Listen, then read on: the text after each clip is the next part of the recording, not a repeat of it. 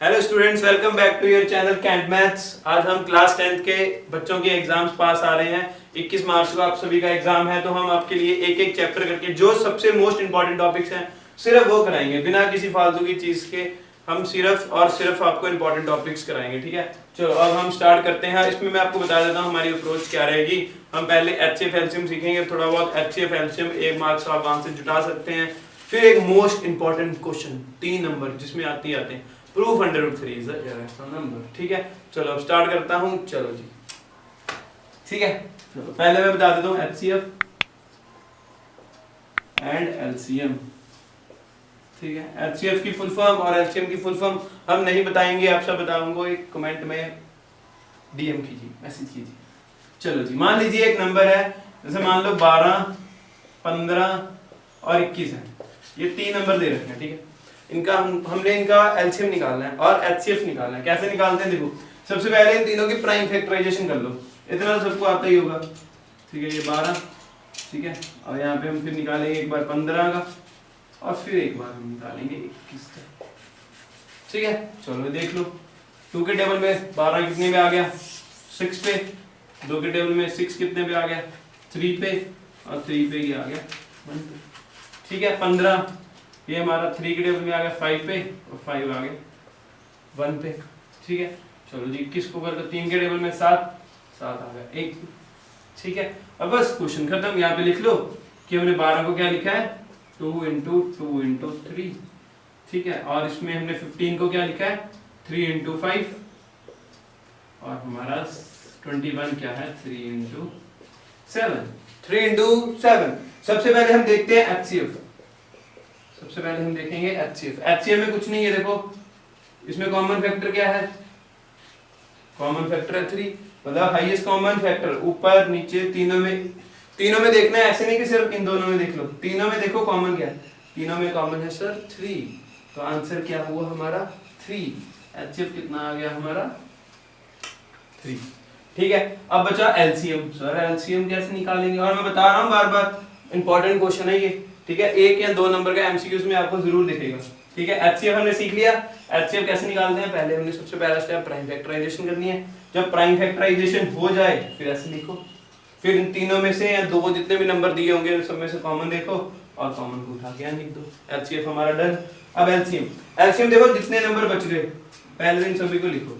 एक 2 बच गया, एक 2 बच गया, एक 5 और एक 7, ठीक है। जो नंबर बच गए मैंने लिख दिए, ठीक है। अब एक जो 3 कॉमन है एक उसको लिख दो, बस इन सबको मल्टीप्लाई कर दो, यही हमारा क्या होगा एलसीएम। कैसे निकालते हैं, पहले हमने जो नंबर बच गए थे, जो नंबर कॉमन नहीं थे, और हाँ एक में एक से ज्यादा भी मल्टीपल हो सकते हैं। जैसे इसमें 3 है ना, क्या पता हम अगला क्वेश्चन करें इसमें 2 कॉमन हो, ठीक है। क्या पता 3 कॉमन हो, तो तीनों को लेना और तीनों को आपस में मल्टीप्लाई करना है। मैं अगले एग्जांपल वही कराऊंगा, ठीक है। चलो अब देखो 3 टू दा सर 6, 2 5 दा 10 और एक ये 7, ठीक है। 7 6 दा 42 और एक 0, ये आ गया 420, ठीक है। खत्म। इस ये एचसीएफ हो गया और ये एलसीएम हो गया हमारा। कितना आसान था एचसीएफ और एलसीएम निकाल। अगर आपको समझ लगी हो तो लाइक जरूर कीजिए, क्योंकि एग्जाम में आना है और 1 नंबर तो फिर हर किसी को चाहिए। चलो अब हम अपना अगला क्वेश्चन करते हैं। चलो जी, अब हम अपना सेकंड क्वेश्चन करते हैं एचसीएफ और एलसीएम का। और वीडियो को पूरा देखना क्योंकि आगे इंपॉर्टेंट क्वेश्चन आ रहा है। 3 नंबर चाहिए तो बाकी आपकी मर्जी है भाई साहब, ठीक है। चलो जी, 3 3 6 और अगला नंबर है 54, ठीक है। 2 से स्टार्ट करते हैं। सबसे छोटा नंबर 2, ठीक है। 2 पे देखो 3 तो आता नहीं, और हाँ एक मैं यहाँ पे कर देता हूँ। बाद में बच्चे क्या करते हैं, बच्चों को पता भी नहीं चलता।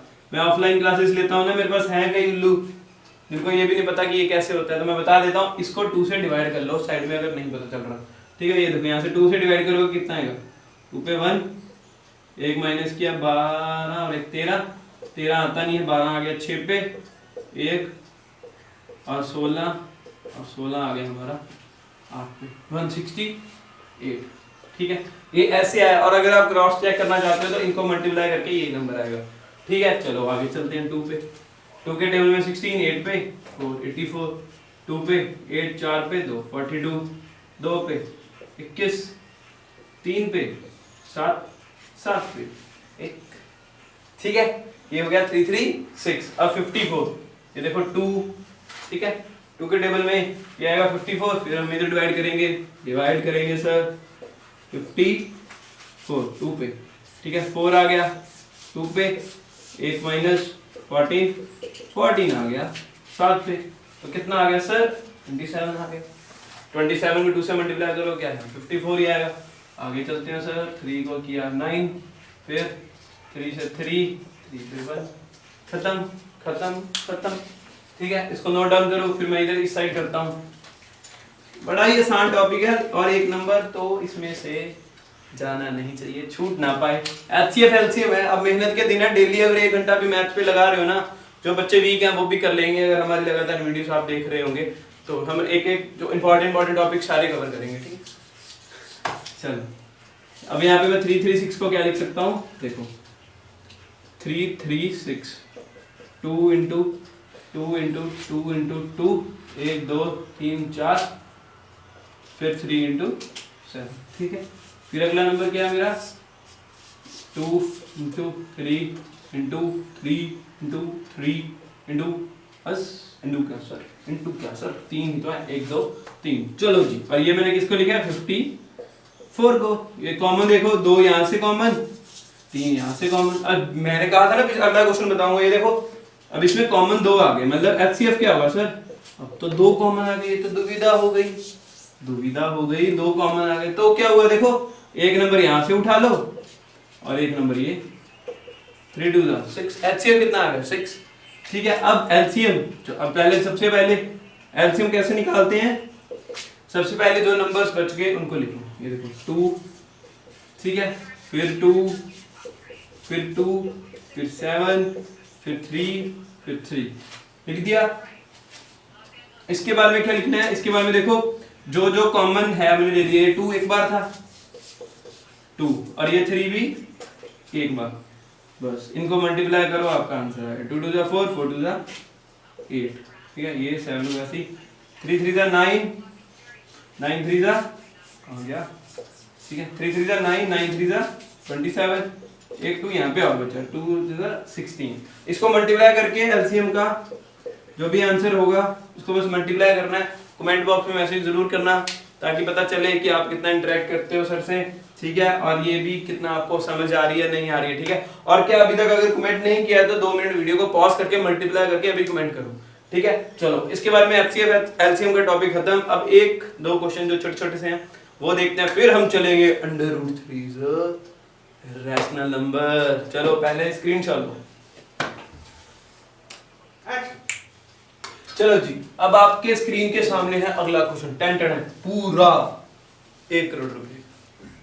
चलो, check whether 6n can be end with the digit 0 for any natural number. बहुत सारे बच्चों के सिर से 6 क्या होगा समझ नहीं लगा सर क्वेश्चन में क्या क्या कह रहा है ये, ठीक है। मैं आसान शब्दों में आपको समझाता हूँ। इसका मतलब ये है, यहाँ पे लिखा है 6 की पावर n, ठीक है।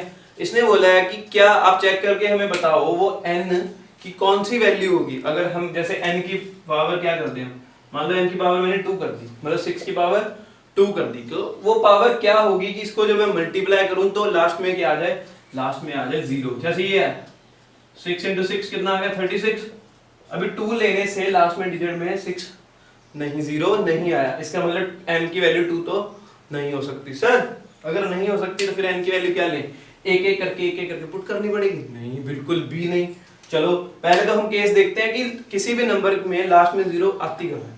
सपोज करो एक नंबर है 50, अब 50 के लास्ट में क्या है सर 0 है। चलो यहाँ पे प्राइम फैक्टराइजेशन करके बता दो 50, ये देखो 2 25 5 5 1, मतलब 2 × 5 × 5 इसकी कर दी, ठीक है। अब एक और नंबर ले लो 300, ठीक है, 300 ले लो मान लो, ठीक है। चलो 2 150 2 ये 15 14 आ गया 7 पे 10 5 75 5 1 15 3 13 ये आ गई, ठीक। अब सर इनमें कुछ कॉमन देख रहे हो आप, मैं यहाँ पे लिख देता हूँ 2 2 5 × 3, कुछ कॉमन देख रहे हैं यहाँ पे, कुछ कॉमन नजर आ रहा है आपको क्या?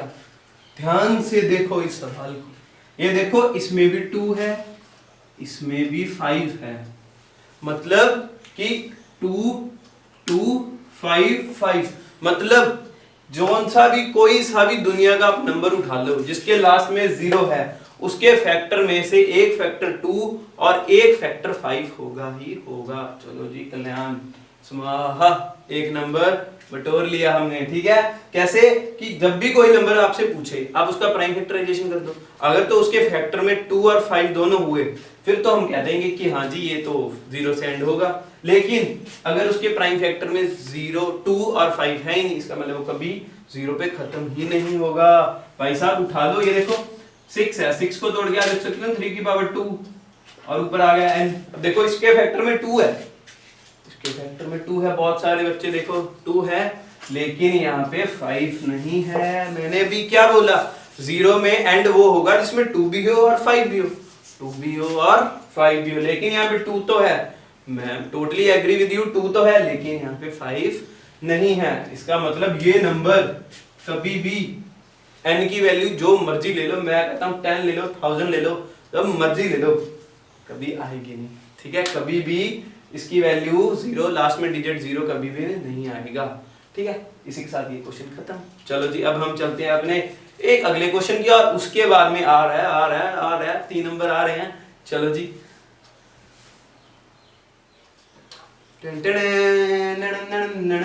अगला क्वेश्चन स्क्रीन पे।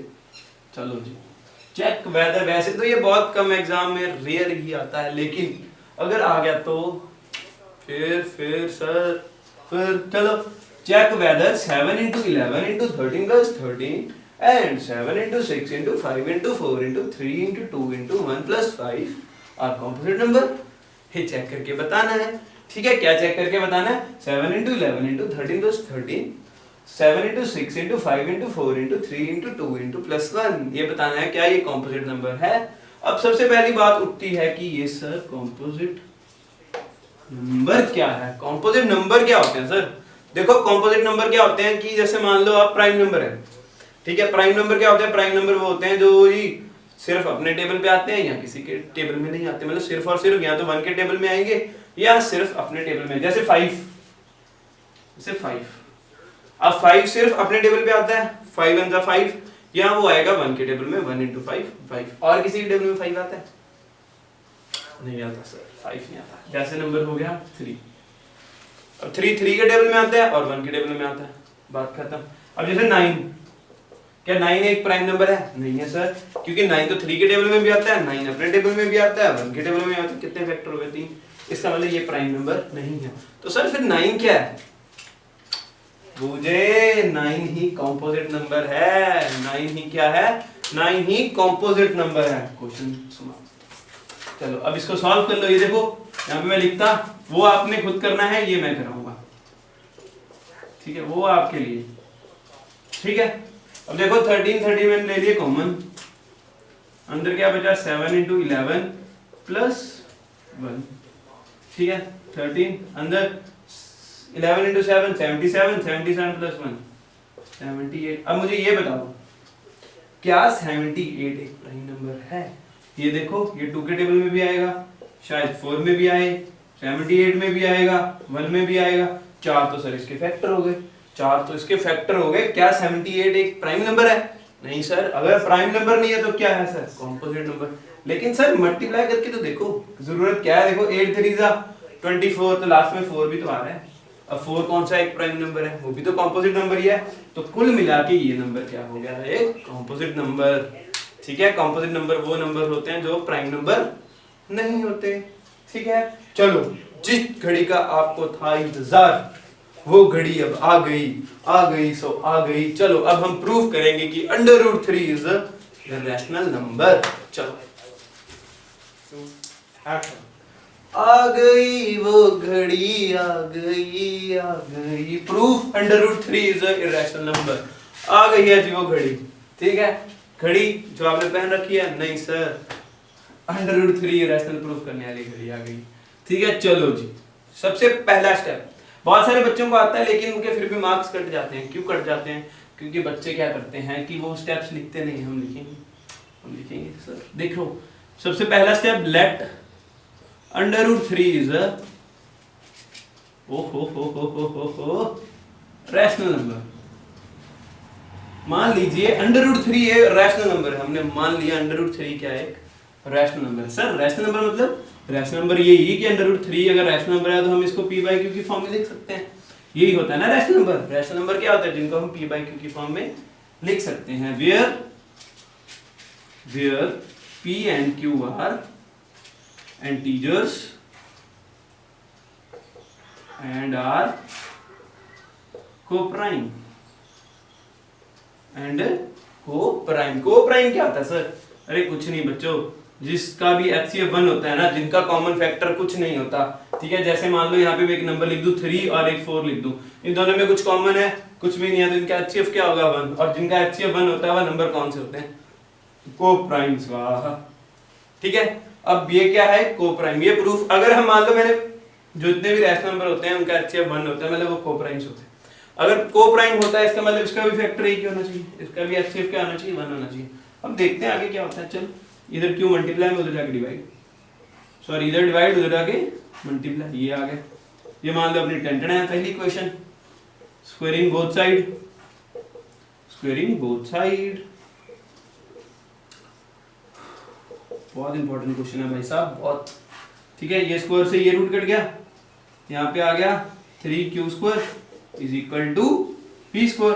3 इधर मल्टीप्लाई में उधर जाके डिवाइड। चलो जी ये आ गया, ठीक है। यहाँ से आप देख सकते हो ना 3p² के साथ भी डिवाइड हो रहा है। यहाँ पे स्टेप लिखना है, यहाँ पे लिख देता मैं यहाँ पे कि 3 इज डिविजिबल बाय p² और 3 is also divisible by p। देखो जो चीज p² से हो रही है ऑब्वियसली बात है वो p से भी होती होगी, ठीक है। चलो अब यहाँ के बाद अगला स्टेप क्या होता है, ये जो आपको दिख रहा है ना p/3, ये जो p/3 है ये गौर से देखो p/3, इसको लेट कर लो, let p/3 is equal to c और p की यहाँ से वैल्यू आ गई p is equal to 3c। भाई साहब p की वैल्यू निकल गई, p की वैल्यू निकल गई। अब हमें q की वैल्यू निकालनी है, ठीक है। q की वैल्यू कैसे निकलेगी, देखो इसको पुट कर दो, put p is equal to 3c in equation 1। कहाँ है इक्वेशन 1? ये रही इक्वेशन 1, ठीक है। चलो पुट करो, p की जगह क्या आ गया 3c। फिर वही सारा स्टेप दोबारा, स्क्वायरिंग बोथ साइड, ठीक है। ये देखते जाओ, थोड़ा जल्दी कर रहा क्योंकि squaring both side same step है, ठीक है। ये स्क्वायर है, देखो ये स्क्वायर p के ऊपर भी है, ये स्क्वायर 3 के ऊपर भी है, तो ये आएगा 3p²। बहुत बच्चे सोचते हैं अंडर से अंडर काट देते हैं, p के ऊपर स्क्वायर लिखते ही नहीं, लेकिन ये स्क्वायर भी आएगा क्योंकि ये स्क्वायर p के ऊपर भी है और ये स्क्वायर अंडर के ऊपर भी है, ठीक है। चलो 3 का स्क्वायर 9c, स्क्वायर 3 से ये कट गया, ठीक है। मल्टीप्लाई इधर आके डिवाइड,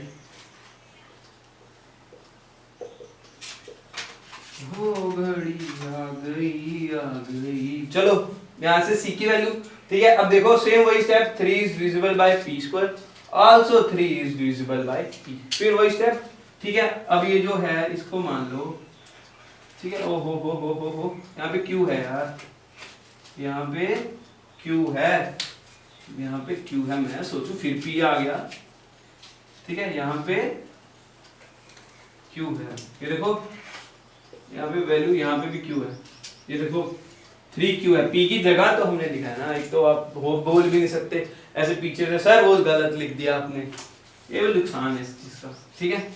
चलो जी ये देखो 3q², ये इसको काट देगा तो ये आ गया q², नीचे 3 आ जाएगा। अब सही है, अब सही है। अब यहाँ पे फिर वही लिखना है 3 इज डिविजिबल बाय q², फिर नीचे लिखना है 3 is also divisible by q, ठीक है। अब इसको मान लेना, आप यहाँ पे लिख देता हूँ, जगह नहीं है, ठीक है। Let q/3 is equal to d, ये उधर गया, ये आ गया 3d, p की वैल्यू कितनी आ गई हमारी 3c। देखो बच्चों देखो p और q में कॉमन क्या है 3, इसका मतलब इसका HCF कितना है 3। अगर इसका HCF 3 है तो क्या ये प्राइम नंबर है?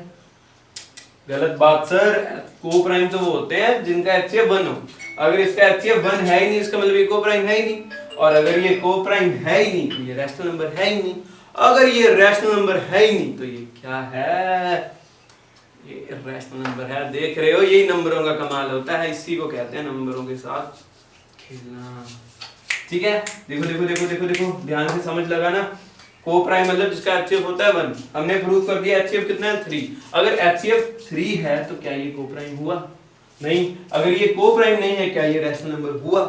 सर नहीं। अगर ये रैशनल नंबर नहीं है तो क्या है? ये एक इरैशनल नंबर है, हेंस प्रूव्ड। यहाँ पे आपकी बुक में जो है उसके नीचे अच्छे से अंग्रेजी लिखे हैं, उसको भी पढ़ लेना, चेप देना कि जो हमने सारा कुछ अज्यूम किया है ए और बी को प्राइम नहीं है, इनका मल्टीपल 3 है, इस वजह से जितना कुछ हमने माना था सारा कुछ बकवास है, ये सारा गलती लिखा था हमने। ठीक है, इसी के साथ इस वीडियो का पार्ट का होता है एंड। अब हम सेकंड चैप्टर लाएंगे आपके लिए, जो उसके एनसीईआरटी के इंपॉर्टेंट क्वेश्चंस हैं जो बार बार रिपीट होते हैं। ठीक है, और शॉर्ट्स वीडियो रहेंगी ताकि जल्दी से जल्दी आपका सिलेबस भी कवर हो जाए। ठीक है, तब तक घरों में पढ़ते रहिए और एग्जाम्स आ रहे हैं, आवारागर्दी मत करो, और सबको wish you all to happy Holi, और पानी भी बचाओ। चलो, खुश रहो।